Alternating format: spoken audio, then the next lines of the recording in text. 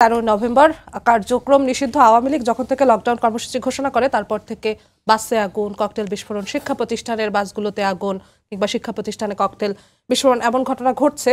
কাল সেই 13 নভেম্বর সরকার নানান প্রস্তুতি নিয়েছে। কি মনে হয় কি ঘটতে যাচ্ছে আনিস আলমগীর? করতে যাচ্ছে তো কিছু একটা, এটা তো দেখাই যাচ্ছে। আপনি যেভাবে বলছিলেন বাসে আগুন, বিশেষ করে এই জিনিসটা আমাদের পুরনো একটা কালচারে পরিণত হয়েছে। যা কিছু হোক, ক্ষোভ মেটানোর জন্য বাসে আগুন দিয়ে দেওয়া। ইভেন স্বামী স্ত্রী মারামারি হলো, সামনে বোধহয় এটা হবে যে চলো একটা গাড়ি ভেঙে দিই। এই পরিস্থিতি যখন চলে তখন তো মানুষ একটা আতঙ্কগ্রস্ত অবস্থায় চলে। পুরো নগরীতে আমি দেখছি আতঙ্কগ্রস্ত অবস্থা। আমি যখন এখানে আসছিলাম রাস্তায় গাড়ি নেই।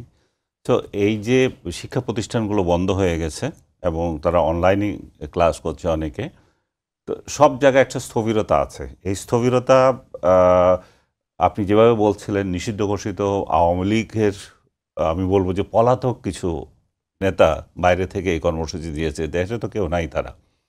এটা সেই কর্মসূচিতে আবার যারা অংশ নিচ্ছে তারাও পলাতক, তারাও প্রকাশ্যে কেউ না। তো এরকম অপ্রকাশ্য একটা নেতাদের, অপ্রকাশ্য কর্মীদের একটা আন্দোলন কতটা সফল হবে এটা আমি সন্দিহান।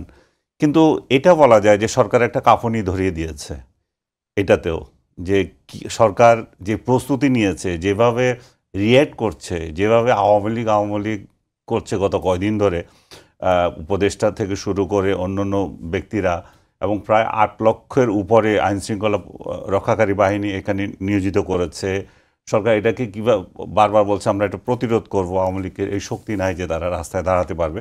একই সঙ্গে বলা হচ্ছে শক্তি নেই, আবার প্রস্তুতিটাও অনেক অবশ্যই রাখলে সেটা থাকা উচিত, সরকারে থাকবে না কেন? সরকারের দায়িত্ব হচ্ছে এই ধরনের যে কোনো ধরনের বিশৃঙ্খলাকে প্রতিরোধ করবে।